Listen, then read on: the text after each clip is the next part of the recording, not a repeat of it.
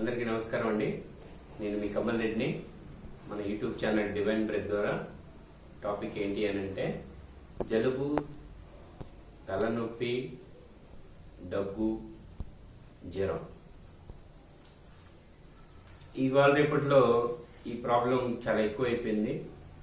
ఈ ప్రాబ్లం అసలు ఎక్కడి నుంచి స్టార్ట్ అవుతుంది, ఎలా మన శరీరంలో ఈ జలుబు, తలనొప్పి, జ్వరం, దగ్గు స్టార్ట్ అవుతాయి అనేది మీకు కొన్ని కారణాలని మీకు చెప్తాను. అలాగే దాన్ని మనం ఎలా నివారించుకోవచ్చో కూడా చెప్తాను. ఇప్పుడు అసలు ఈ జలుబు ఇంతకు ముందు అయితే చాలా సర్వసాధారణం, దాన్ని పెద్దగా ఎవరు పట్టించుకునేవాళ్ళు కాదు, పెద్ద ప్రమాదకరం కాదు కాబట్టి.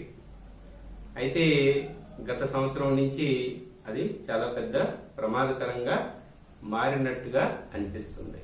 అది మారలేదండి, మనం దానికి తగ్గట్టుగా మారిపోతున్నాం. మన జీవన విధానము, మన ఆలోచనలు, మనం హెల్త్ మెయింటెనెన్స్ ఏదైతే ఉందో దాన్ని సరిగ్గా లేకపోవడం వల్ల మనము ఈ ప్రాబ్లమ్స్ని ఫేస్ చేస్తున్నాం. అసలు ఈ జలుబు ఎలా స్టార్ట్ అవుతుంది, తలనొప్పి ఎలా స్టార్ట్ అవుతుంది, ఎందుకు స్టార్ట్ అవుతుంది అనేది ఇప్పుడు చూద్దాం. మనకి ఫస్ట్ స్టార్ట్ అయ్యేది తలనొప్పితో స్టార్ట్ అవుతుందండి. వెంటనే కూడా జలుబు స్టార్ట్ అవ్వచ్చు. దగ్గు మాత్రం 2-3 రోజుల తర్వాత స్టార్ట్ అవుతుంది కొంతమందికి. జ్వరం కూడా స్టార్ట్ అయిపోద్ది ఇమ్మీడియట్గా.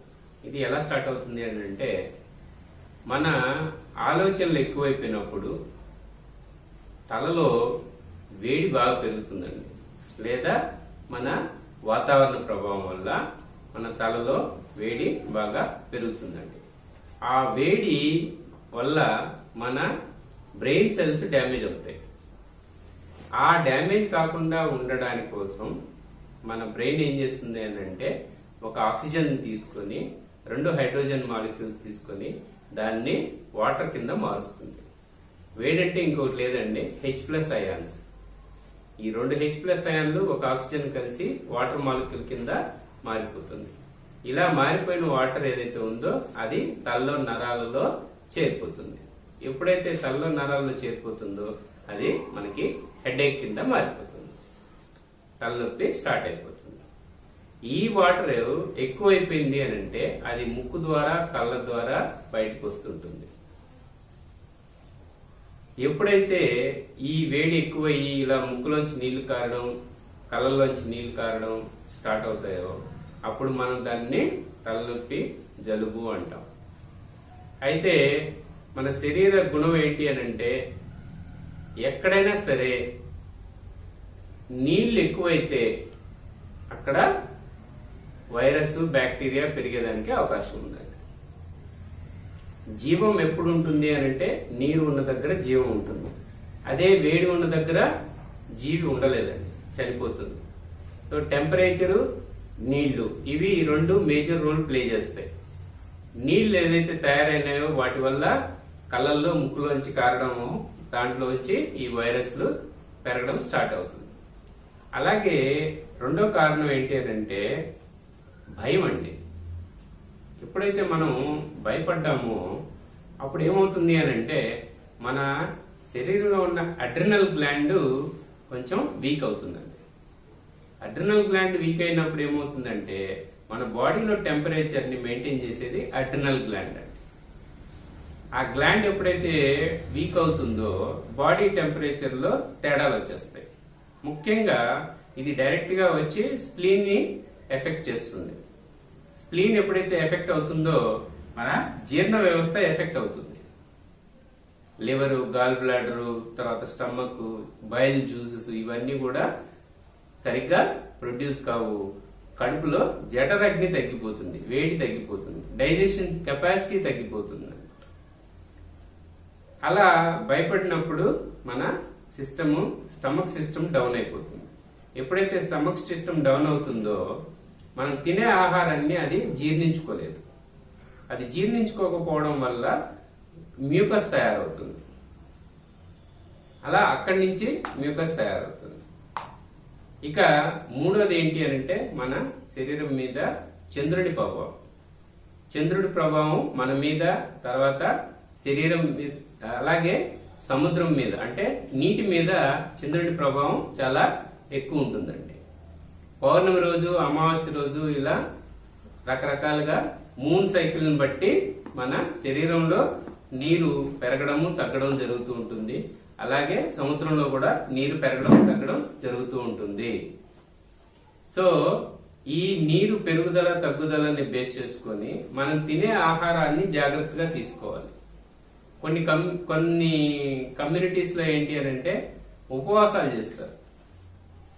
అమావాస్య రోజు ఉపవాసం, పౌర్ణమి రోజు ఉపవాసం, అలాగే ఏకాదశి రోజు ఉపవాసం, ఇలా రకరకాల ఉపవాసాలు చేస్తారు. కంప్లీట్గా ఫుడ్ మానేసి ఒక ఉపవాసం ఉంటుంది, ఒక పూట భోంచేసుకొని ఉపవాసం ఉంటుంది, ఒక్క పూట భోంచేసి ఒక పూట వేణీళ్ళు తాగి ఉండే ఉపవాసం ఉంటుంది. ఇలా రకరకాల ఉపవాసాలు చేస్తారు ఆ వాటర్ లెవెల్స్ని బ్యాలెన్స్ చేసుకోవడానికి. సో మూడో కారణం ఏమైంది? చంద్రుడయ్యారు. అంటే మన వాటర్ లెవెల్స్ ఎక్కువ తక్కువ అవడం వల్ల మనకి ఎక్కువ వాటర్ లెవెల్స్ అయితే ఏమవుతుంది?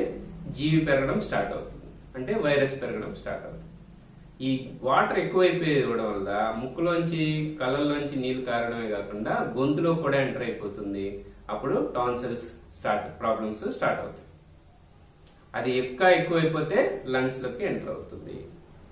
లంగ్స్ లోకి ఎంటర్ కావడానికి 3 to 5 days తర్వాత స్టార్ట్ అవుతుంది. అప్పటి లోపల మనం చేసే ట్రీట్మెంట్ వల్ల మన స్టమక్ ఇంకా డిస్టర్బ్ అవుతుంది.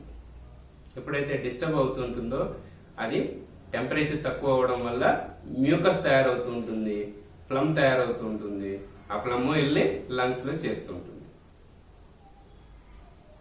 అలాగే మన ఇంకొక కారణం ఏంటంటే కాన్స్టిపేషన్, మోషన్ సరిగ్గా పోకపోవడం.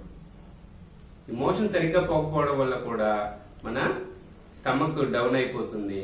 స్టమక్ ఎప్పుడైతే డౌన్ అవుతుందో మన లివర్, గాల్ బ్లాడర్ ఇవన్నీ కూడా సరిగ్గా పనిచేయలేవు. సరిగ్గా పనిచేయనప్పుడు అది ఆహారాన్ని మొత్తం జీర్ణించుకోకపోవడం వల్ల మ్యూకస్ తయారవుతుంది. ఆ తయారైన మ్యూకస్ లంగ్స్ రూపంలో వస్తాయి. అప్పుడు మీకు దగ్గు స్టార్ట్ అవుతుంది. లంగ్స్ లో ఎప్పుడైతే మ్యూకస్ తయారవటం స్టార్ట్ అవుతుందో, అక్యుములేట్ అవడం స్టార్ట్ అవుతుందో, దాన్ని బయటికి పంపించడానికి దగ్గు అనేది స్టార్ట్ అవుతుంది. సో ఇలా హెడేక్ స్టార్ట్ అయింది చెప్పాను, కామన్ కోల్డ్ స్టార్ట్ అయింది చెప్పాను, ఇంకా దగ్గు స్టార్ట్ అయింది చెప్పాను. ఇంకపోతే జ్వరం. ఈ జ్వరం అనేది మనకి చాలా మంచి మిత్రుడు అండి. ఈ జ్వరాన్ని మనము కంట్రోల్ చేసే విధానంలో లోపం ఉంది. దానివల్లే ఈ ప్రాబ్లమ్స్ అన్ని ఫేస్ చేస్తున్నాం. జ్వరాన్ని 103 degrees దాకా ఎటువంటి ఇబ్బంది ఉండదండి. 103 దాటకుండా చూసుకోవాలి. దీన్ని ఎలా చేయాలి అంటే సింపుల్.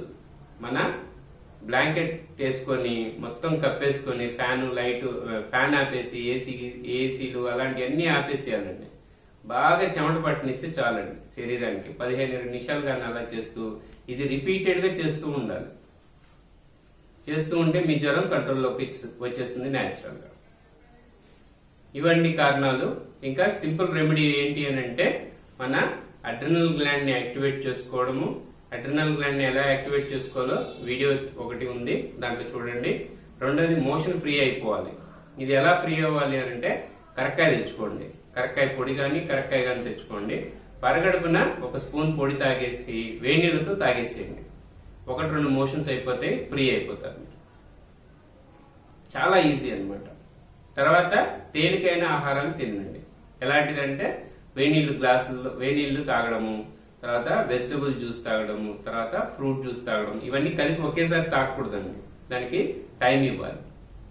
అలాగే కొబ్బరి నీళ్ళు తాగడము, లేదా బత్తాయి రసం తాగడం, లేదా ఆరెంజ్ ఉంటే ఆరెంజ్ జ్యూస్ తాగడం, లేదా దానిమ్మ జ్యూస్ తాగడం. ఇది ఆకలేసినప్పుడే తాగాలి. తాగమన్నాం కదా అని ఇష్టం వచ్చిన తాగకూడదు. అర్థమైందండి? చాలా సింపుల్ గా వితిన్ 3 days, మాక్సిమం 5 days లో స్టార్టింగ్ లో కానీ మీరు ఐడెంటిఫై చేస్తే 3 to 5 days లోనే మీ జలుబు, జ్వరం, దగ్గు అనే దానికే రాదు. ఈ 3 వెంటనే తగ్గిపోతాయి. తర్వాత ఎటువంటి ఇబ్బంది ఉండదు. ఇది మెయింటైన్ చేయాలి. తర్వాత ఈ ఫాస్టింగ్ లో ఉన్న తర్వాత వెంటనే మళ్ళా ఇడ్లీలు, దోశలు, ఉప్మాలు ఇవన్నీ తెగ తినేయకూడదండి. కొంచెం పెసరపప్పుతో ఇంకొక 2-3 రోజులు లేదా 4-5 రోజులు మెయింటైన్ చేయాలి. పెసరపప్పుతో పులగం చేసుకొని తినొచ్చు, పొద్దున్నే బ్రేక్ఫాస్ట్ లో, మధ్యాహ్నం పెసరపప్పు పప్పు వేసుకొని చేసుకోవచ్చు, అలాగే రసం లాగా పెట్టుకొని తాగొచ్చు. ఇవన్నీ తేలికైన ఆహారాలు.